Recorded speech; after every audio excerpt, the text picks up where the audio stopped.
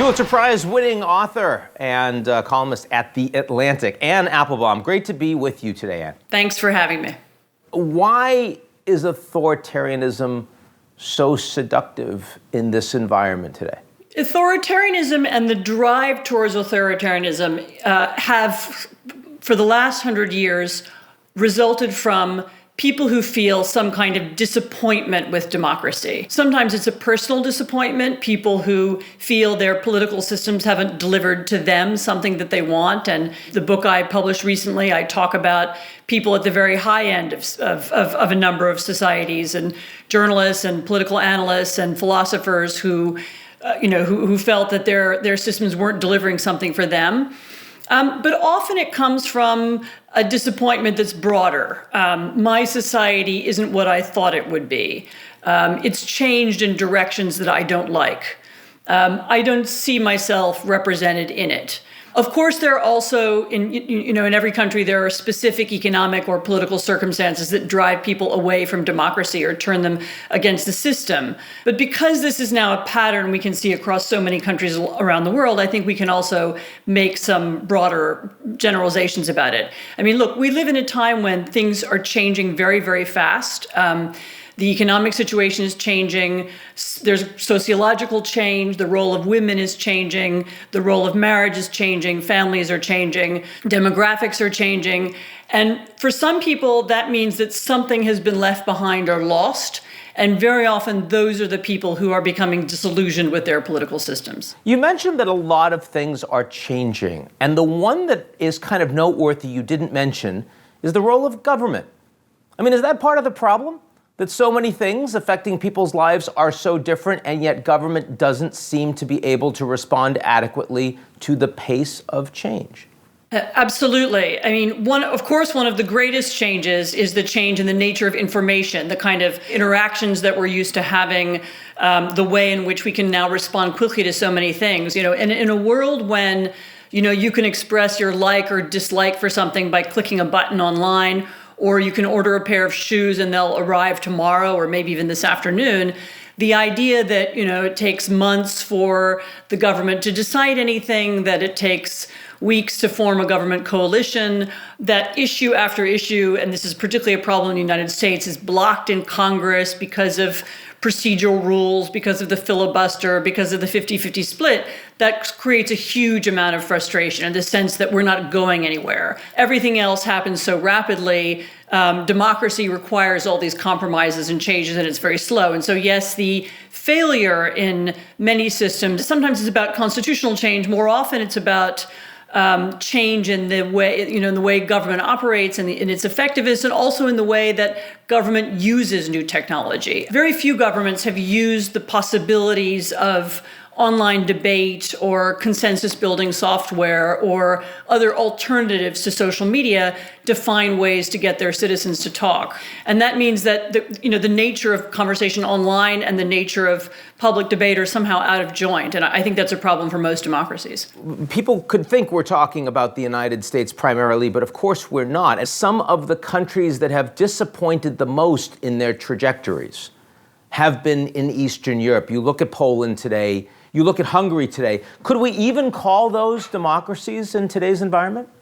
So as you know, I lived part of the time in Poland, and my husband is Polish, and you're writing about, the region and also about Russia for many years.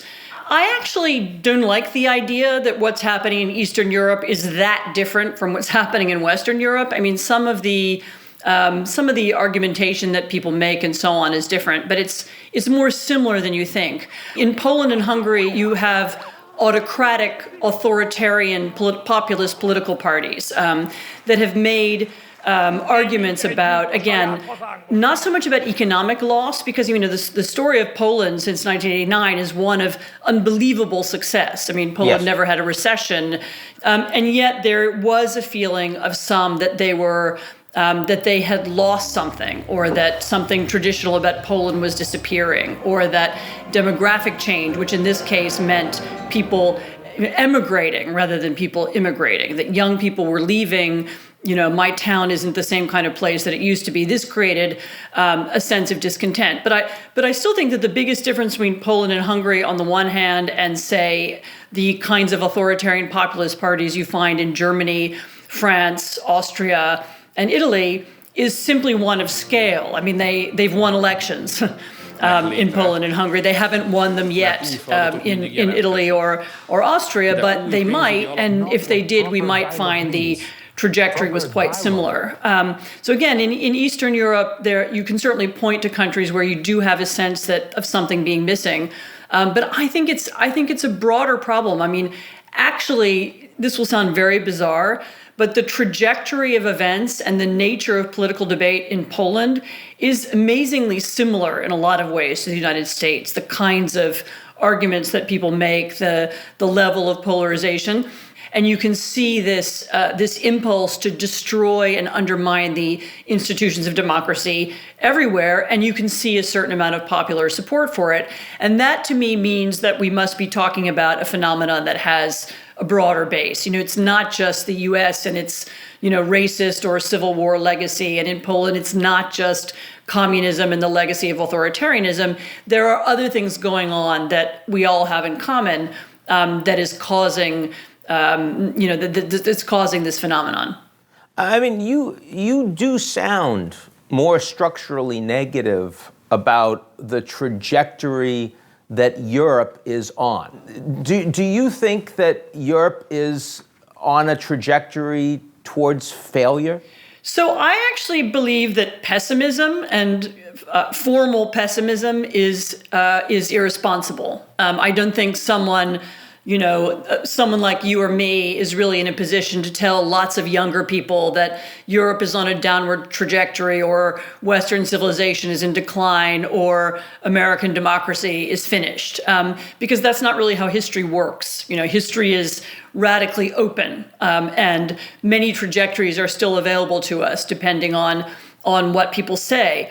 And there are ways, actually, in which Europe is in some ways is in a better position than the United States. For example, I genuinely believe that democracies reinforce one another, and that being part of tight relationships with other democracies and being forced to negotiate things together and watching closely what one another does solidifies democracy at home. There's an example of that. For many, many years, we always thought of the United States and its involvement in the transatlantic alliance as being this kind of act of American generosity. We support democracy around the world. We support it in Europe and so on.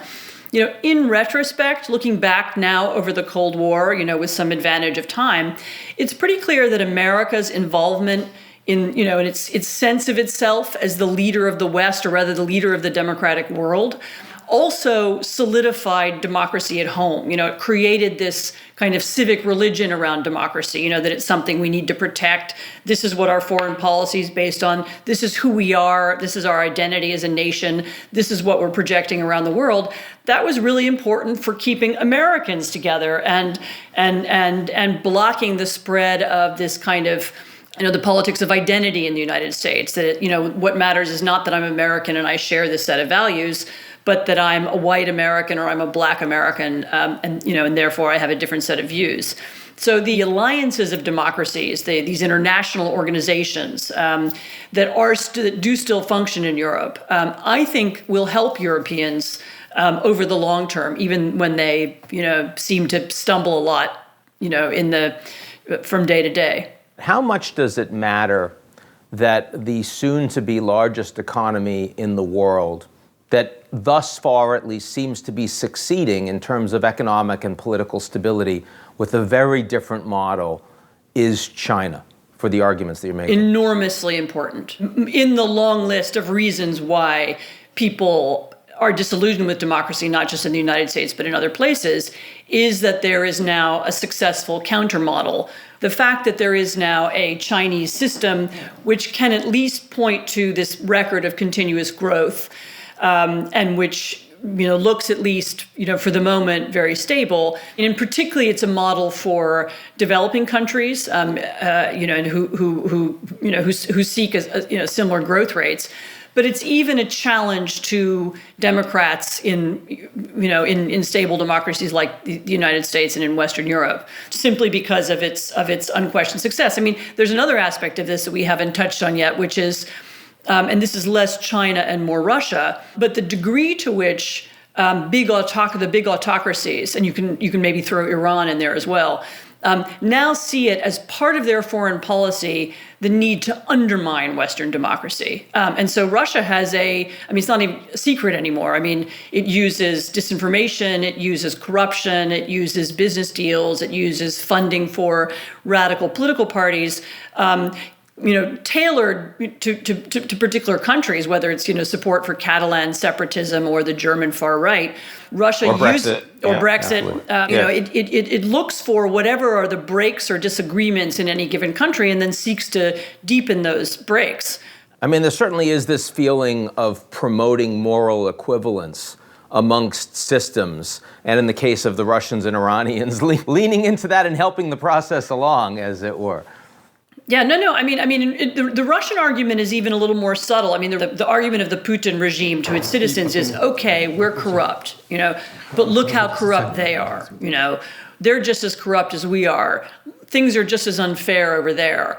And believe me, everything that goes wrong inside the United States or in Scandinavia or in Southern Europe is immediately beamed back to Russians in the form of state propaganda, whether it was the attack on the Capitol or whether it's problems absorbing immigrants, whatever is the thing that doesn't work.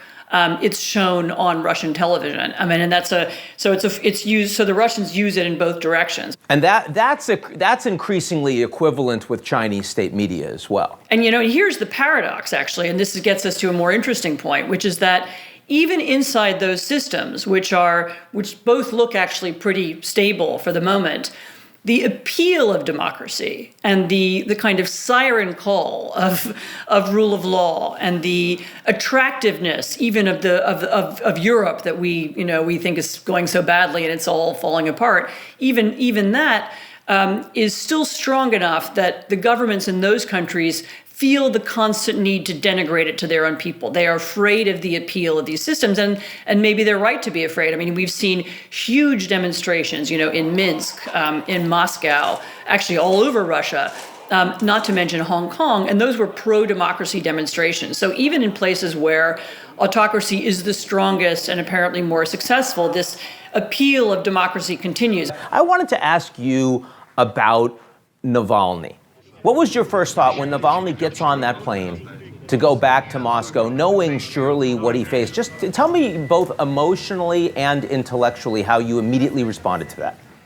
So first of all, just so that everyone watching and listening knows, when Navalny was getting on the plane to go back to Russia, not only did he know he would be arrested, he also knew that he was about to publish a 2-hour-long documentary accusing Putin personally of massive corruption. It appeared as he was landing in Moscow. It went online, and it immediately had tens of millions of viewers. I mean, tens of millions of people have seen the video, and it's a long video, but it's very well done. I recommend everyone look at it. So his bravery wasn't just that he was returning while making this statement about the regime, and it was an extraordinary act. And it seems that what he was trying to do was show with his personal bravery. He was trying to give Russians some kind of hope for change, that they too could be brave, that it was possible to be brave, that there is something that can be done. One saw him on the plane and one wanted to shout, get off, go back, it's futile. You can't, you're not going to achieve anything. But I think his goal was maybe not even to achieve something politically right now, but just to offer Russians something to think about, into the future. I mean, it was really it was something that we haven't seen a lot of, in recent years. That kind of personal bravery. Let's talk a little bit about the United States before we close. Do you think any lessons have been learned from this last election, and specifically from the events culminating in January the 6th? In a way, the events of January the 6th were useful because they gave us a picture to illustrate something that we'd seen before, but hadn't been manifest that clearly. What was the attack on the Capitol? That wasn't Republicans attacking Democrats. That's not what was going on. What you saw was a group of people who were attacking the system itself. They were attacking Congress, and they were trying to prevent Congress from doing its constitutional duty, from naming and certifying the results of the election and declaring who the next president would be. Suddenly they were there, we could see them, and then afterwards we could measure support for them. In the days immediately after the events, there was a poll taken that showed 21% of Americans supporting the attack on the Capitol. Maybe that number's gone down since then, as people understand more about it. Even if it's 10%, even if it's 10%, this is a large number of people. This is a large number of Americans who don't respect the neutral institutions of our democracy. It's not that they don't like their political opponents. This isn't just polarization. This is dislike of the institutions themselves. And that, I hope, will give our political leaders pause to consider whether some more dramatic changes don't need to be made in the way our democracy functions, maybe in the way our economy functions. And then, of course, there's another area of major reform, thinking again about the internet and social media. The internet, as it exists now, does not reflect the values of democracy. The kind of debates and conversations that take place online aren't imbued with, the internet is not a place where the values of openness and transparency and personal responsibility are rewarded. There is a Chinese internet, and we know what that looks like, an authoritarian internet, and it's where the values of censorship and surveillance prevail. But we don't have an answer to that yet. We don't have an internet that is where better kinds of conversations take place. And that was Anne Applebaum. Always wonderful to see you. Thanks so much for joining. Thanks.